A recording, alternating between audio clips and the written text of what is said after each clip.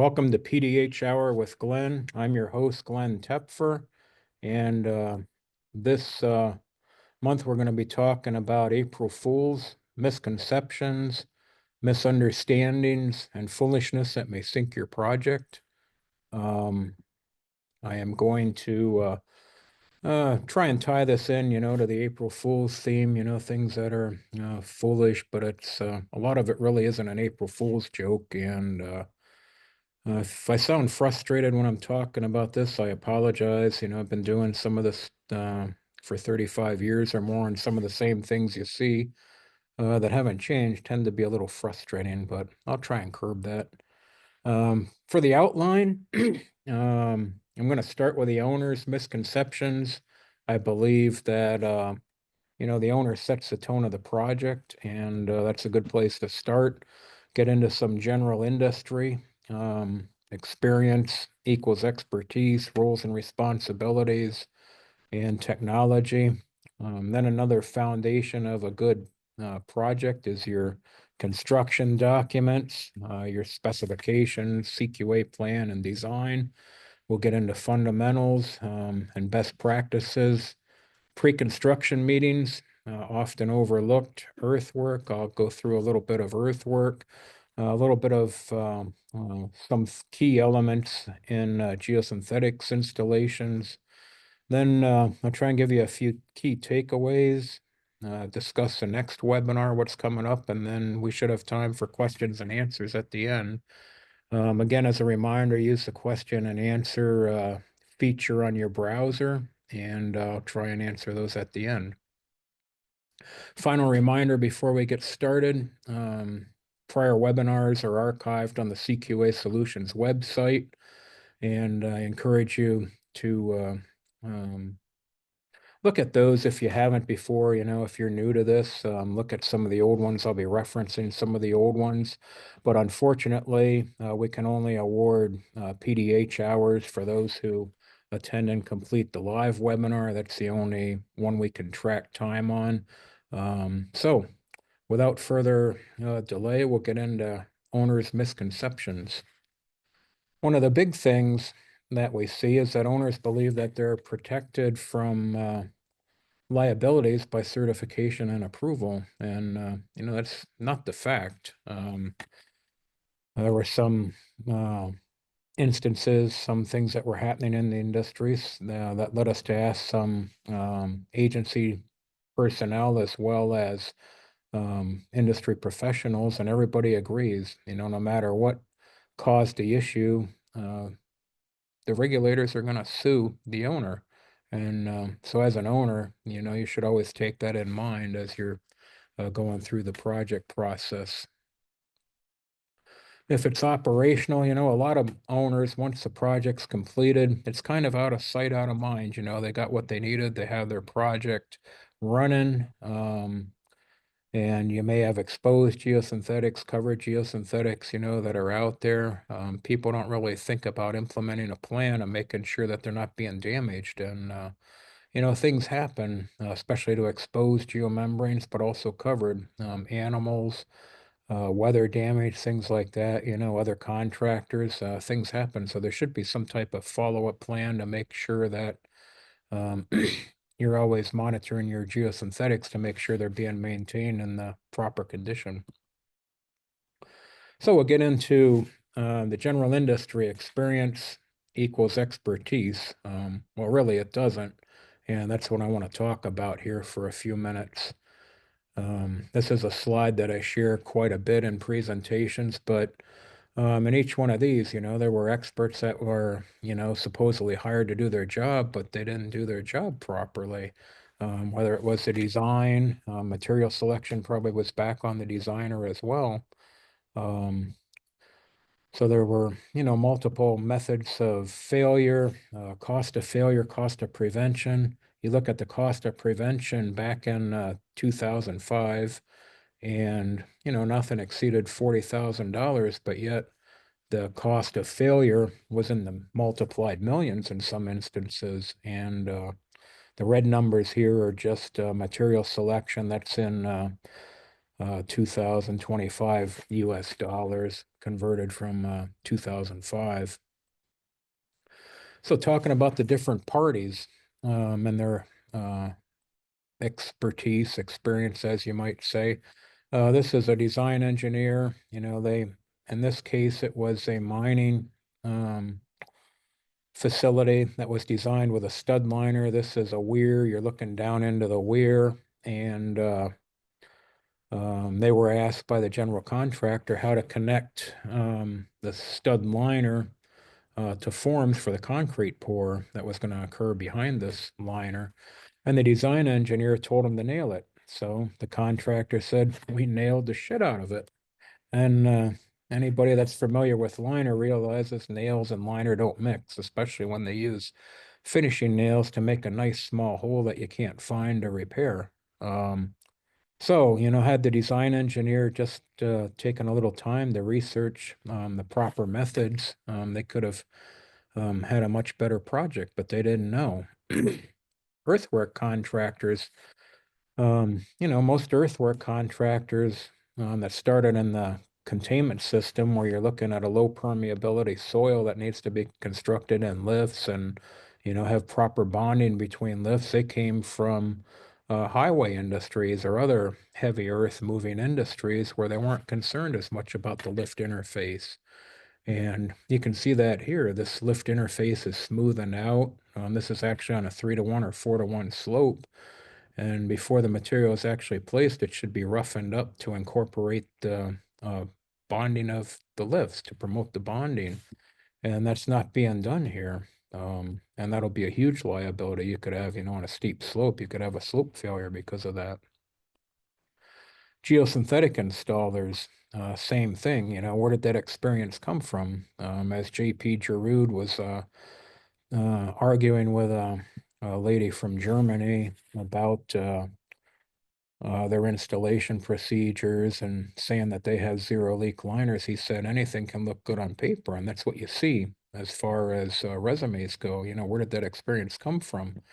In Ohio, we had the shale gas boom and, around 2010, somewhere in there, where that industry just expanded and you had people popping up and these companies, just hiring a guy. We called him Chuck in a truck or something like that, where, they didn't have any experience. They buy the equipment and they're out there. They don't know what they're doing. Photograph on the left, they taped or glued or maybe extruded some kind of different material to HDP. It wasn't the proper way to do it.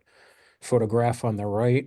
This is a patch actually from, another job site on that shale gas. And it basically has everything wrong that can be done wrong on an extrusion patch. And this is actually found on our website if you want to see it. It's interactive on our website. I couldn't expand it big enough to actually go into all the details of what's wrong with it, but anything you can imagine being wrong on an extrusion patch, it's there for you. But these people, the shale gas kind of dried up several years later for a while. And so these people now they have quote experience. And guess where they were coming? The solid waste industry, mining industry, CCR industry. They're out there, they have this so-called experience, but it doesn't mean they're doing things right, and that's my caution in all of this. You get the same thing with the CQA technicians. There's a lot of different levels of experience out there. And unfortunately, a lot of technicians aren't around and aren't in the industry for a very long time. It's a short temporary job, 5-10 year career, maybe at best. It's few and far between to find people that have been around for a while. But here on the photo on the left, technicians are down here. There's two of them. So the owner actually spent money to make sure there were multiple technicians out there, but they're not doing their job. That they can't see what's going on with the welding. Same thing with this guy on the left in this photo on the right. I think there might actually be two of them, but they can't see inside that vacuum box. They can't see if it's up to the pressure, if they're getting a proper seal, nor if there's any leaks. So that's really, my caution on experience. Just because there's experience doesn't mean it's experience that's done the right way. So I'm going to get into, roles and responsibilities. And I'm going to start with the regulators. Usually I beat them up last, but I'm going to hit them now. A lot of people believe they're subject matter experts in containment systems because they're the ones approving the projects. But that's not necessarily the case. They may be book smart, some have been in the field, some are really good. I'm not saying all are bad, but I'm saying that just like all the other vendors, their experience varies. And unfortunately, there's a mentality in the industry that if it's good enough for the agency, it's good enough to be certified. And while that may be true, that doesn't necessarily mean that it's good enough to do proper containment on your project. This is a photo of, a desiccated soil that was approved by the agency. And, the certifying engineer, they don't want to go back and say anything about this. Years ago when I first started in my own on a field. I was working in a different part of a state that I hadn't been on before, and I'm worried about the subgrade. I called the certifying engineer up. I said, the subgrade's bad. It's powder on top. There's an inch or two of powder on top. I said, I don't think the agency's going to approve it because I wasn't out there for it. I just got brought out for the liner. And then um, the certifying engineer said, well, let's see what the regulator says. Well, the regulator was fine with it. And then I went back to him afterward and said, shouldn't we fix this? He said, no, the agency's good enough. The owner, they're satisfied. If the regulatory people are satisfied, they're satisfied. And I think, that's not the right stance to take if you're an owner. Um, and then contractors, they're unfamiliar with geosynthetic products a lot of times. Everybody has general contractors, earthwork contractors unload materials, but sometimes this is what you end up with as a result. They just take a bucket loader and push the material off the truck or something. They don't know how delicate it is. They don't know how to properly handle it, properly store it. In this case, it's further compromised because it's a textile and the protective wrappings are ripped off, and geotextile is extremely sensitive and will degrade under UV. Um, and the photo on the right in this case is another big one. I see a lot of damage from fencing contractors. Don't know what it is about fencing contractors, but it seems like they're drawn to geomembranes and they like to throw stuff on them that shouldn't be thrown on them. But vendors not being familiar with geosynthetics is a big issue. And then we could move on to, one of the pet peeves in the industry for a lot of technicians, is that there's only one technician on a project, and it's still a common belief that one technician can properly cover all this. So this is, I don't know the size of this, but it's multiple acres, probably 10 acres plus there. And there's all kinds of different activities going on. And, a lot of times there's not coverage for those activities, and one technician can hardly keep up on a geosynthetics installation by themselves if it's slow. If it's a fast moving one, there should never be one technician out there. But it's a misconception in the industry that one guy can cover it all and do a good job. And then a bigger misconception, related to CQA is that the role of CQA. Everybody believes the role of CQA is to document. I used to joke about it when I was first in the industry, the first 5 years or so. Hey, we're glorified pencil pushers or we're wheel pushers, but it's really well beyond that. Documentation should be secondary to what you're seeing in the field. It should be observation first and foremost, making sure things are done correctly and then documenting them afterwards. I could sit here in this room and I could create you a project, I could have all my I's dotted, T's crossed, all the intersections are patched, all the dates aligned, everything's done perfectly, but you can throw that out the window if they missed a patch, they didn't weld the seam together, there's damage that wasn't caught and fixed. The rule is really observation and verification first and documentation second, but a lot of people don't realize that. Certifying engineers, paperwork review is timely. Everybody thinks, oh, we got the certifying engineer, things are going well.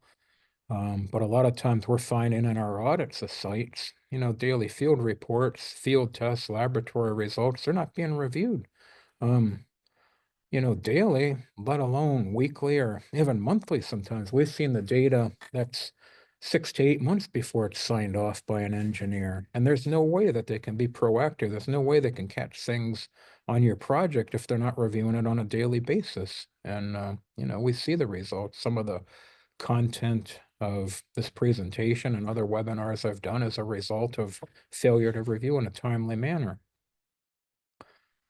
Another misconception, the certification reports are flawless, at least once they're finalized, everything's correct. And, there's a lot of states that don't even bother reviewing a certification report. And it's kind of mind-boggling that they don't look at it, but they say, if it's signed by a certifying engineer, he's putting his career on the line, it's good. But, in our auditing services, we're finding where the narrative doesn't match, there's things missing, conflicting information, yet it's signed off on by an engineer that it was done to the best of their knowledge correctly. And it's a little concerning, I guess.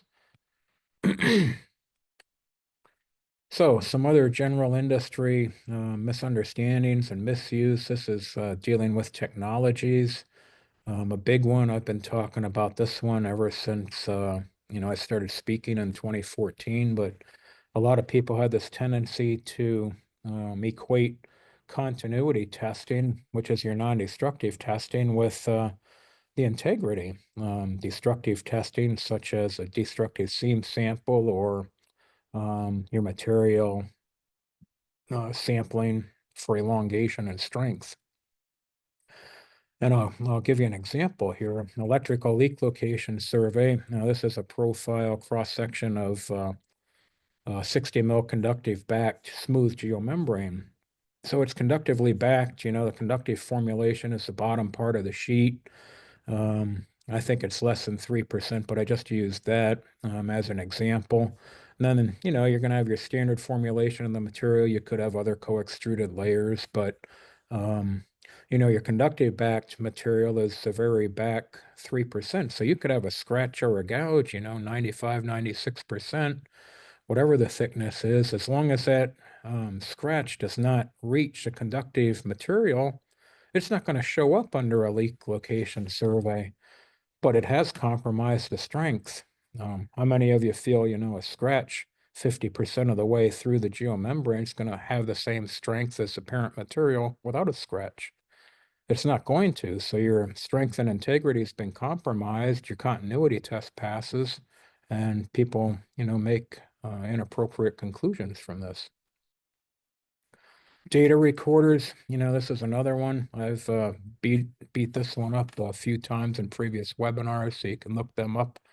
I'm not going to spend much time on it here today, but a lot of people, think they provide a guarantee of seam quality. And even in the manufacturers are trying to dispel this because they know it's not true and they're trying to get people from saying that. But another one is, they provide meaningful data upon which fundamental decisions can be made. And, if you look at my past webinars, you can see why. But in this case, this article said you didn't need destructive test if you were doing data recording, and that's not true. And there's a whole host of reasons why. So I'm going to go into construction documents and the fundamentals. I'm looking at your construction documents are your design, your plans, details, and then your CQA plan and your technical specifications. And we still see a lot of cut and paste specifications in the industry, and people think they're effective, but they're really ineffective. I just seen a specification maybe 2 years ago or so that was the same exact specification I seen back in like 1991 or 92 on a site we were bidding on. And the materials changed. If it's not the same material, the specifications no longer apply. A lot of times they're outdated, and you just run into problems when you try and follow something. And then one of the other issues we see a lot when we're auditing is that people are cutting and pasting partial guidance documents. They don't paste the whole thing. So they go to a manufacturer's site. In this case, the example I'm given, it was a material that was hydrated and then had to be left to cure. And because it was hydrated, I'm looking through the daily field reports and I start seeing temperatures that are below freezing, when the people arrive on site, and then it warms up throughout the day. And I'm like, well, they didn't do anything to protect it, but that's not common when you have a material and you're dealing with water. So started looking into it, nothing in the CQA plan, nothing in the specifications, but go to the manufacturing guidance documents and it had to be treated similar to concrete, where it had to be covered, heated if it got below a certain temperature. None of that was done. Now some of our audits are being done like this one, a year or two after the fact. They're trying to figure out, how good a job their vendors did, and they find out there's an issue. And so what does the owner do at that point? I don't know. I know the manufacturer, if there's an issue, they're going to look for the same information. They're going to say, we're not covering it under warranty because it wasn't installed correctly. So the owner is left, out of pocket there. Um, And this kind of is a follow-up to the cut and paste specifications. I think perhaps same reason. Geosynthetics, Geoamerica's 2016, I was doing a panel discussion, and an engineer in the back spoke up and said, well, owners aren't going to pay us to develop new specifications. So that's why we do the cut and paste. Well, now you're seeing more and more drop-in specs by manufacturers. But you got to really be careful with those. You still need somebody to review those, and that's competent with the geosynthetics, or you're going to have problems. There's some examples listed here, outdated standards or ASTMs or missing critical information. There's one out there, it references doing an air pressure test. It gives you the ASTM, but it doesn't tell you what the starting pressure is, ending pressure. You start looking at paperwork on these projects, and they start all over the place. They have 4 or 5 PSI drop. The engineer didn't put any standards down. Nobody put any standards down. Same thing, it says cut 4 coupons, test for peel, and then test for shear. So what does that mean? Nobody really seems to know what that means. It's open to interpretation, but you can't retest coupon once it's been tested for strength, and it's gonna be a faulty value because it's already been compromised. So it's not going to yield good results. But we've actually seen this during our auditing where, people think that they can retest the same coupon. More about construction documents. They should ensure everyone's on the same page, but, an example of it here in the middle, is conflicting information. The CQA plan requires sampling 1 per 250 cubic yards, and the technical spec requires 1 per 175 cubic yards. So which is it? You know, um, it just opens it up to, being done incorrectly. Now, sometimes you will have different values, if you're doing a pre-qualification versus a qualification testing or post-construction testing. But, in this case, you're opening yourself up to questions from the regulator, possibly having to redo things. And then construction documents should empower the engineer and certifying team to enforce quality. And if they're not doing that, a lot of times it's handcuffing them. People think they have the best construction documents written. They cut and paste them, and it's not the case. Just a few examples here. Overlapping extrusion welds. It's well known that we shouldn't be doing this in the industry, but when you try and get, somebody to change a procedure, if it's not in the specifications, it's not going to be done. Same thing with overheated seams, and you can look at this on previous webinars. I kind of beat this topic up a little bit too, but now I'm not going to spend a lot of time on it here, but an overheated fusion weld, and contractors learn that they can overheat the seams to pass their peel and shear testing.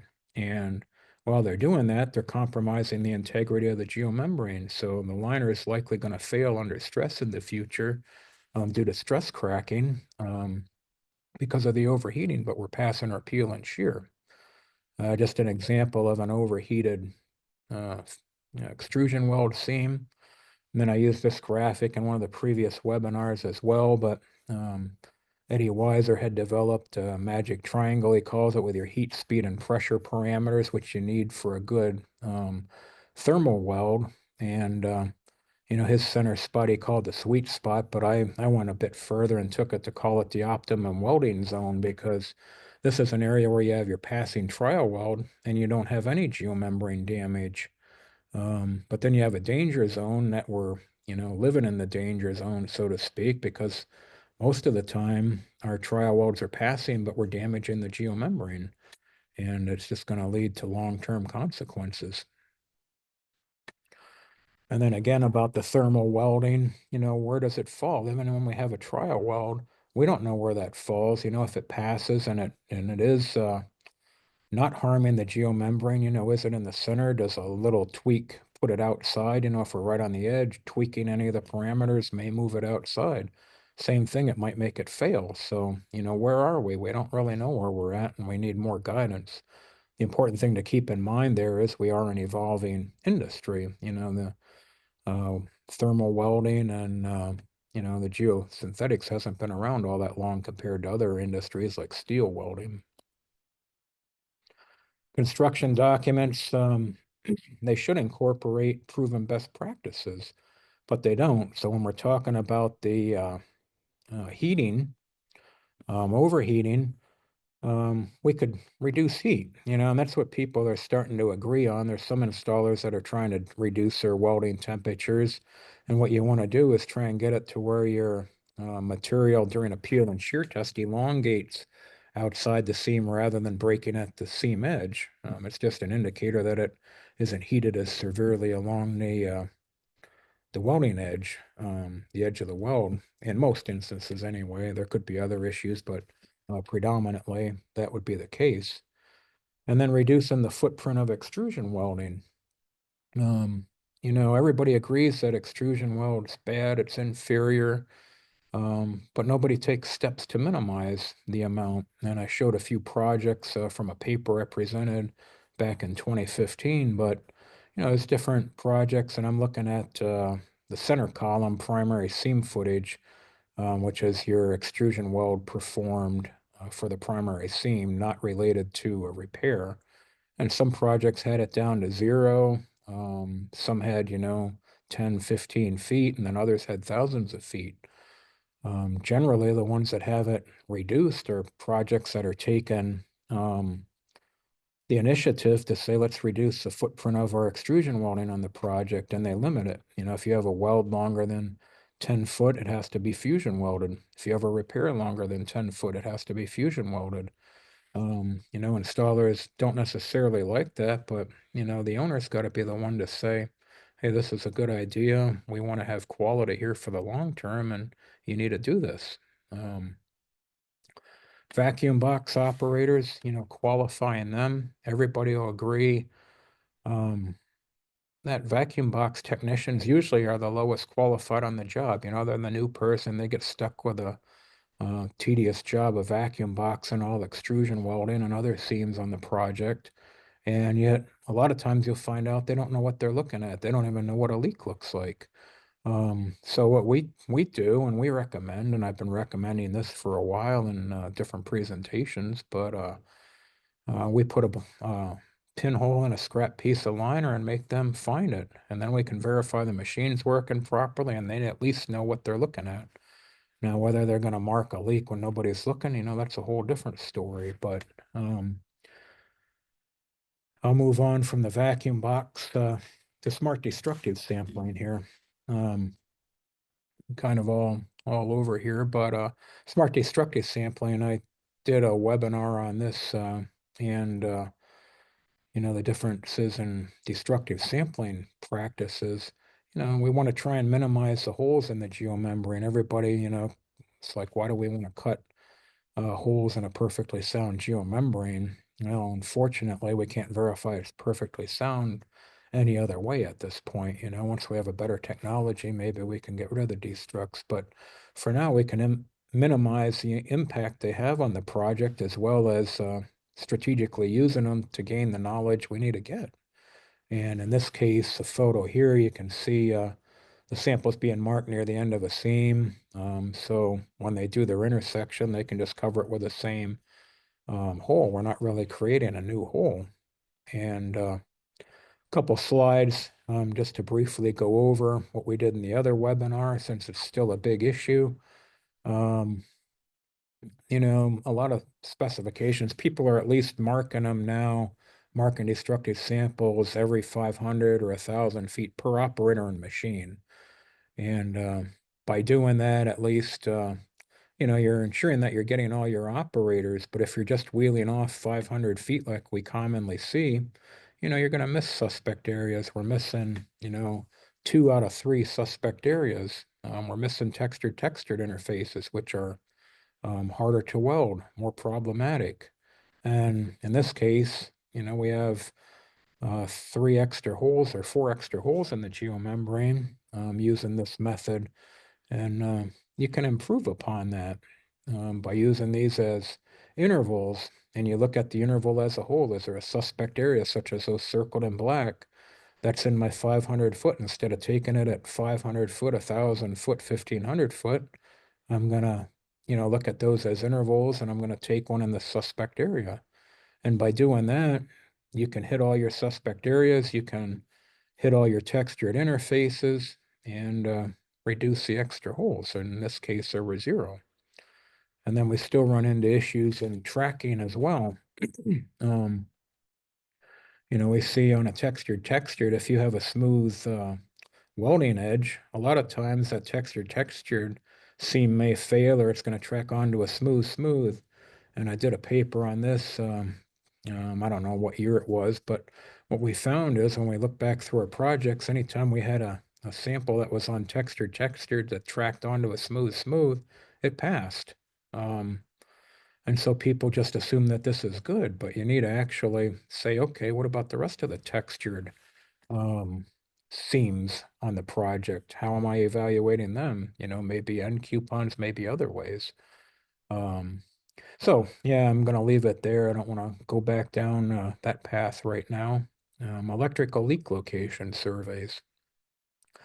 These are pinholes we found using the bare geomembrane survey. There's a pinhole here, a pinhole here. I don't remember if that's a hole or just a anomaly there or something, but there was at least 2 holes found there that were pinholes. You couldn't hardly see them in the daylight, and it was found by the bare geomembrane survey.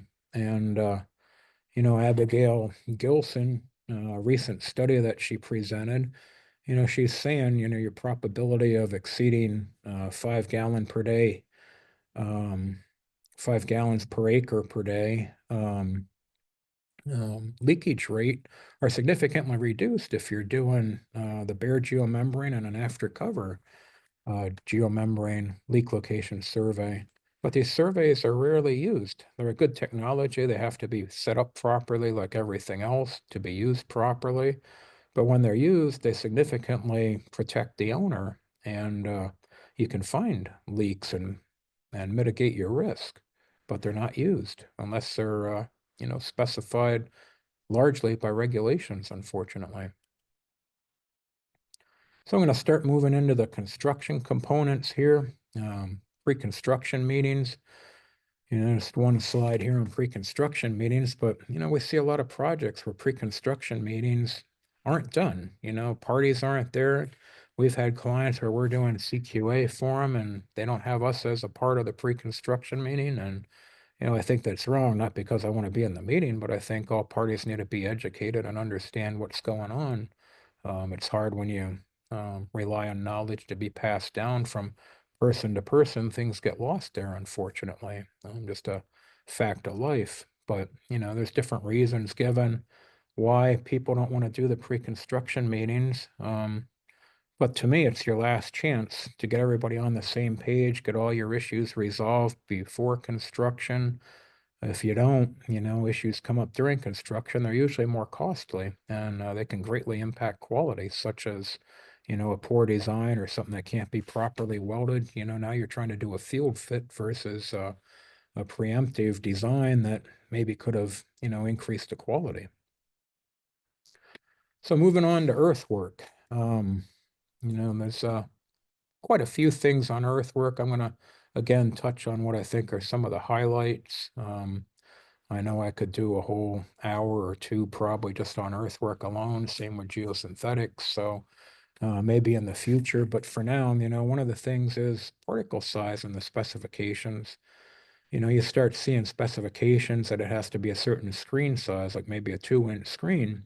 But a lot of people don't realize, that a 2-inch screen in each direction, your perpendicular is going to allow a particle with, perhaps a dimension of, excuse me, up to 2.8 inches um, passing through. And so you find a particle out there that's 2.5, 2.6 inches, 2.8. Does that meet specification or not? It depends on how it's worded. It may conflict with um, specifications. What is that size?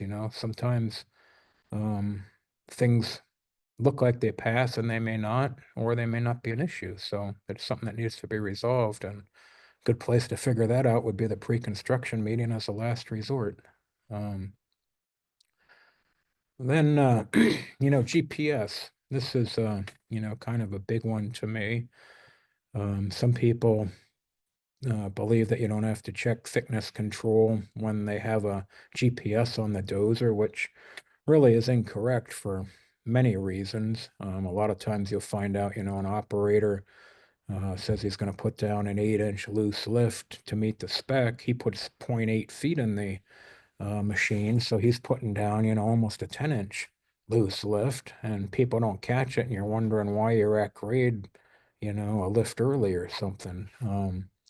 But you got to keep in mind the survey is going to be vertical. In most cases, people are going to have vertical to confirm your point. So you're looking for thicker material. For instance, on the 3-to-1 slope, you're going to be 3.16 feet to meet your 3-foot thickness. And 4-to-1, you're going to be about 3.1. And you find sometimes, especially during final grading, that operators mess this up. And it's not necessarily only that reason, but they're putting it down, as they're 3 feet above this point vertically, or they might be going, 3.1 or something, and they're a hair short. But yeah, just something to keep in mind, as you look at it. And then, everybody always thinks about the dozers here too, and the toe of the slope. Um, Nobody realizes, and a lot of times you don't get, anything. The operators only get an excavation grade plan, and that's all they have in their system. They should be getting a top of grade plan after the excavation's been complete, or a design plan. But a lot of times they don't. And what you end up with is your toe of slope. Your toe of slope shifts out due to the fill material. And um, the dozer is still putting in the same point for excavation grade. So they're verifying their thickness to this point here. So they're cutting it back, and you're losing this white portion, sometimes even the portion including the red triangle you're losing. And your triangle may be on the other side. You either have your triangle on the right side here that's red, or going up at an angle to the left of the triangle there, and they're missing the fill. The toe's not at the right spot. So what happens? Sometimes they got to go back and put in more material and build it correctly, and it's all costly to try and do that later. And laboratories, they're not always correct. And this goes for geosynthetics as well. But in this case, I have a slide for earthwork and, some experience from some bigger laboratories, as well as when I worked for a firm somewhere, around 2000, or I don't know when it was, but I had to take like, I don't know, 50, 60, 70 samples, to pre-qualify on it. Take these samples, you can only take like 20 or 30 in the truck due to the weight. So multiple trips, and they all come back as like a sandy silt or a silty sand. And the engineer's calling me up, and I'm like, what do you mean they're a silty sand or sandy silt? And they're like, well, that's what the results show. Well, they were like 70% clay or more, you know, they were definitely more than 50% clay. So they should have been, you know, they were silty clay or a sandy clay. But they came back incorrect. So miraculously, you know, a couple of days later, all our results show up as clay. And, you know, I don't know what happened there. It didn't give me much confidence. And it might have been part of the reason we had issues during the field construction. I don't know. But things happen. So you always want to keep an eye on your results. Earthwork field testing. Everybody believes, you know, the gauge, the nuclear gauge, most common method used, you know, on the compacted clay liners. Um, really, the results are, you know, final. They're verifying what's out there. It's not always the case. You really need to use it to confirm visually what you're seeing. You know, if the compactor is rising up out of the clay and you have a high density, that makes sense. If the compactor is spinning through there like a rototiller and you have a high density, it doesn't make sense, and there's probably an issue.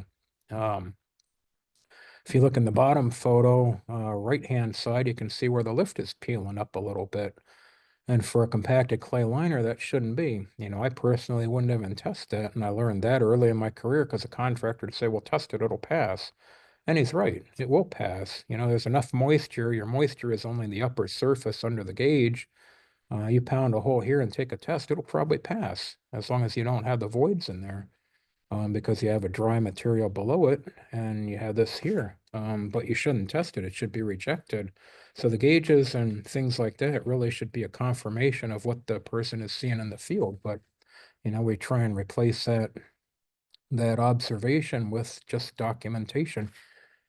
And it works both ways. You know, people think, okay, density test is really a simple thing to do, and it's not the easiest thing. It needs to be set up properly if you're going to get proper results, like I mentioned.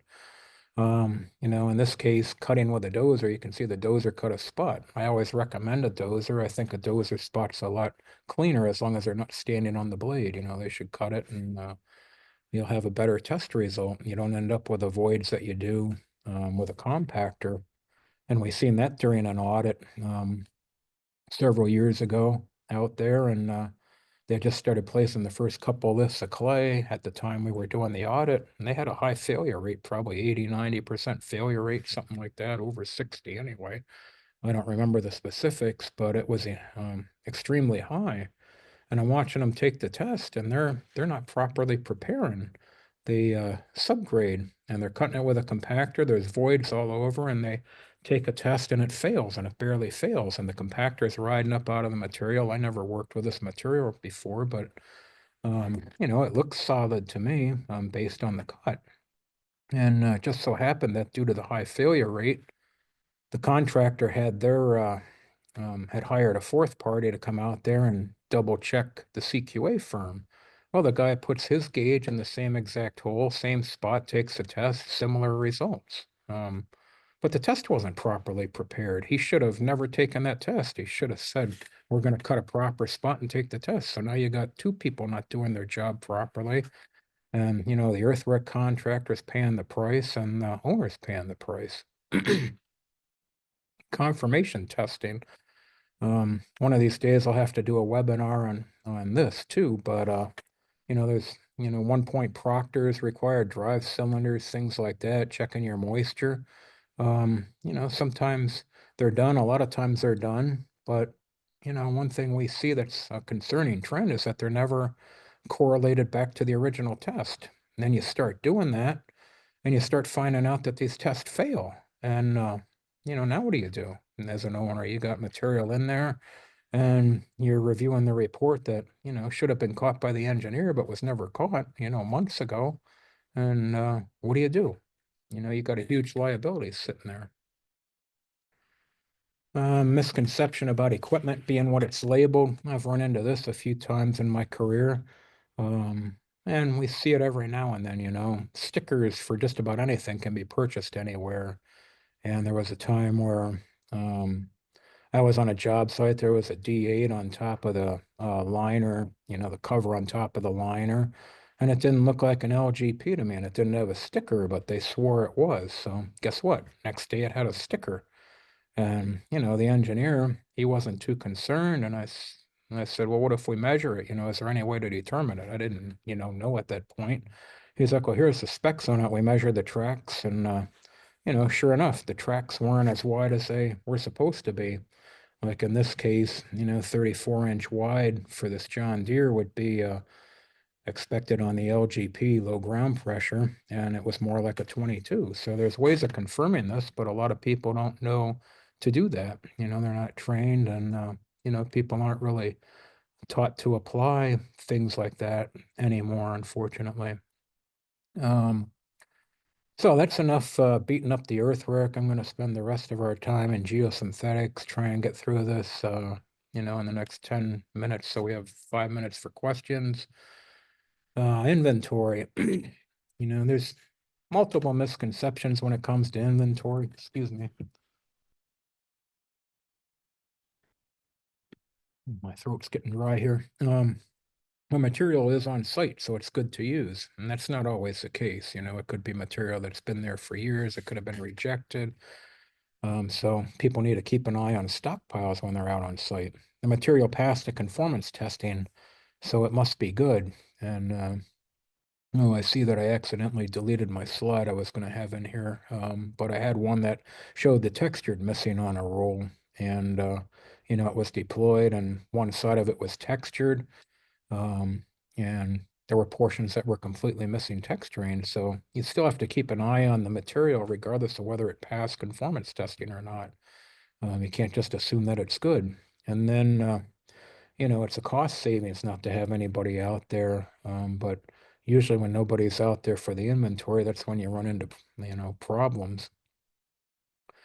Subgrade, one of the misconceptions that we're, kind of another concerning trend is that we're seeing more and more people saying that desiccation is okay. You have these cracks, especially when you start getting the blockiness, that moisture is dried out, fairly deep, more than just superficial dryness at that point. And, there's a multitude of reasons desiccation occurs. Um, one of the big ones is for weekends and holidays. Contractors don't take preventative measures. Everybody goes away for the holiday and just leaves the, excuse me, clay liner sitting there. And then you have people that are saying, well, it's okay for different reasons. It's okay because, we're overbuilt here. Instead of required 3 feet of clay, we have 3.1 feet or something, 3.2 feet.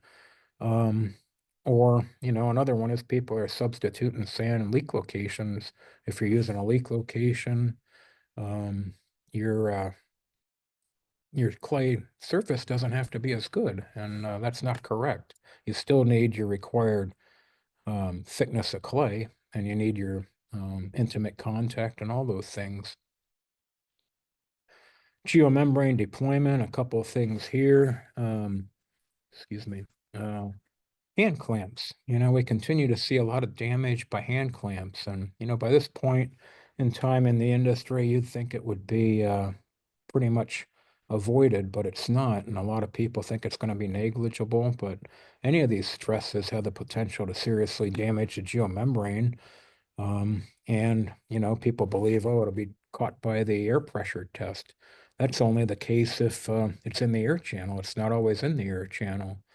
And in this case, when it was in the air channel, they caught it. Should have been marked by the operator, but they ended up with like 16 patches trying to find it and 4 to 5 hours looking for it. So, it decreased the quality overall. Which side is up? This is another big one. People don't realize that the texturing is not the same on both sides of the sheet, no matter what product, the calendared products especially. We figured this out. A coworker and I were walking on geomembrane at different times after a rain or frost or something, and we both fell on the textured geomembrane. And we had other days, and we got to looking at it, standing back, and we realized that they were putting the other side up at places. And talked to the manufacturer, the friction angle coefficient's not the same on each side. And talk to the engineer, it's up to them what they're going to do. In this case, they decided to leave it because the slope was only 30 feet. But, You need to make sure that the deployment matches the orientation of your interface friction test. Extrusion welding, the welding rod used for your repairs and seaming.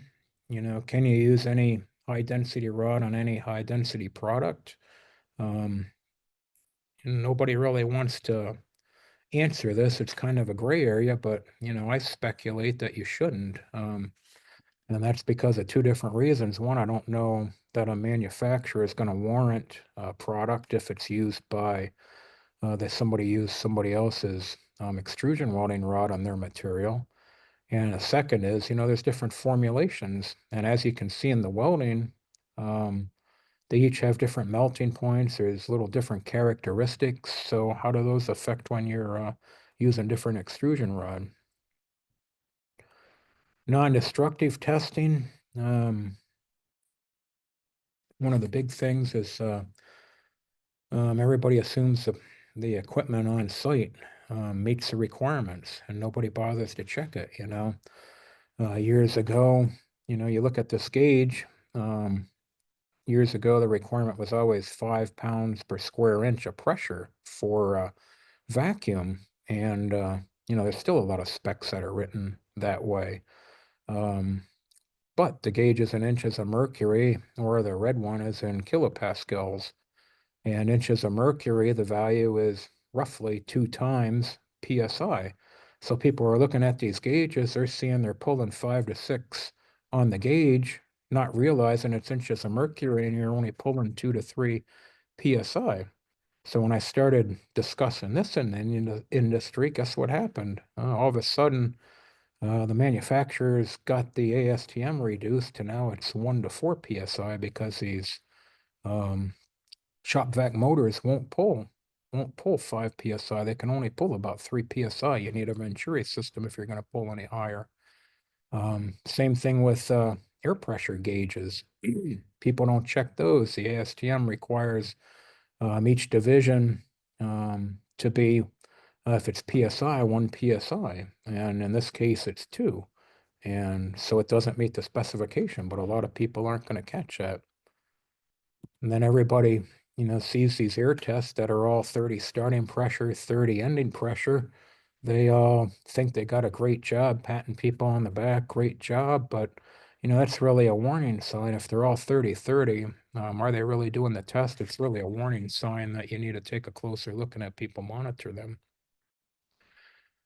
The air lance testing, similar thing. One of the big things we see, not as much of pressure, but discharge nozzle, supposed to be 3/16 inch. Sometimes you'll see a quarter, you'll see 5/16. Why do you suppose it is that you don't see an eighth or, you know, 1/16? And it's because pressure. It it has a wider surface area, so you may be less likely to catch a leak. So it's not the right equipment. It shouldn't be used. Getting into repairs here.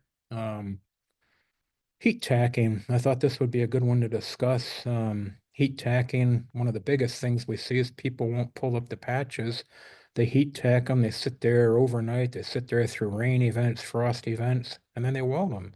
They should always be removed. Moisture gathers under those patches after they're heat tacked, even if it's a fairly humid day. Moisture will gather, and as it's welded, that moisture is sucked into the weld, and you end up with a bad quality weld. People put them down. They think they prevent liquid migration. They don't really prevent it. They may slow it down if it's properly heat tacked, but it's a big misconception in the industry, and it leads to bad quality extrusion welds. Grinding through paint, water, dirt. These are the same photos from earlier where the CQA technicians are standing way down there, not doing their real job. But, anytime you grind through any of these things, it's going to stick to the grinding disc and be redistributed in the grind elsewhere. And then they're all bad no matter what type of weld. You have paint, water, dirt, any of that, no matter what weld, it's going to be bad and it's probably going to fail. And then I think that's going to leads to foolishness. I call this one real foolish because people think that they can bevel the sheet after it's been heat tacked. And here you have, this was a well-known installation crew. believed to be doing great quality in the industry, but here they are, they're cutting the geomembrane. There's no way they can control the depth. That should have been bellowed before it ever went down, but the CQA people are letting it go, letting them do it. Um, then extrusion welding over wrinkles. This is another big one that, it shouldn't be done. It's a misconception that you're going to get a good weld there. You have your triangle, heat, speed, and pressure. You don't have much pressure back when you're welding over a wrinkle. So, greater than 95% chance that's going to fail based on my experience. And then really the last thing I'm going to touch on as far as installation is geocomposite. A couple things here. Everybody believes cable ties stay tied.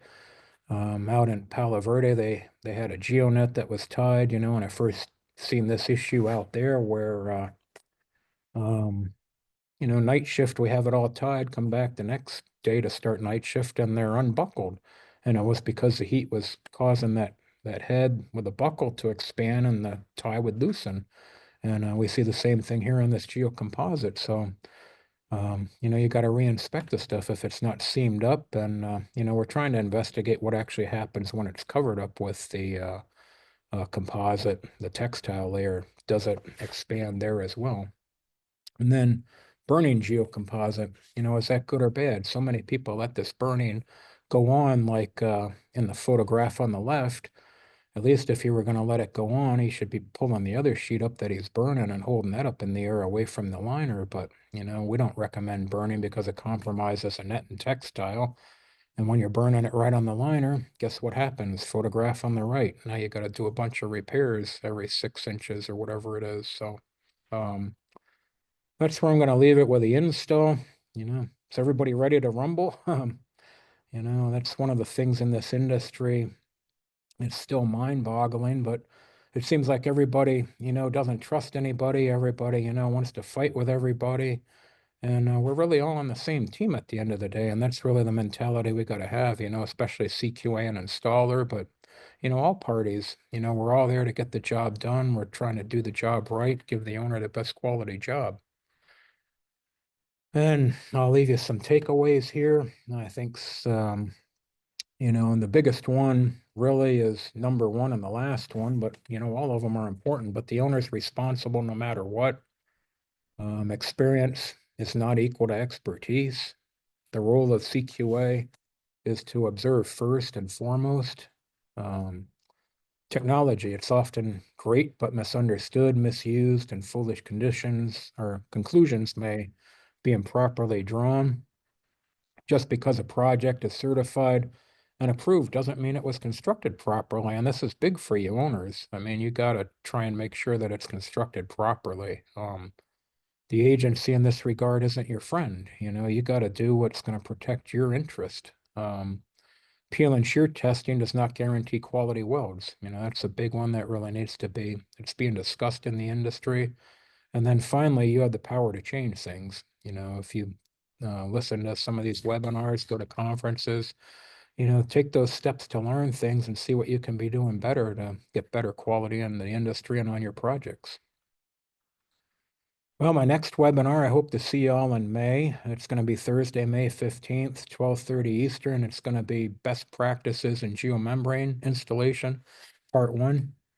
Excuse me. Yeah, I'm going to cover some of the best practices I mentioned here and then go on and elaborate on some more of them. There's a lot of things that I think we can be doing, better in the industry that I've learned in my career, learned by attending conferences, and I'm going to try and share them with you so you know them as well and can implement them on your projects. So I look forward to seeing you in May. I'm going to see if there's any questions and I'll try and answer them if there is. So thank you for attending. I'm going to try and get to the questions now. Looks like there are no open questions at this time, so I'll give you another. Oh, I'm actually done on time too. That's impressive for me. That's probably the first one this year, so probably the first one out of all of them. But anyway, yeah, I appreciate everybody joining, and I look forward to seeing you all in May. Thank you very much, and I'll see you in May.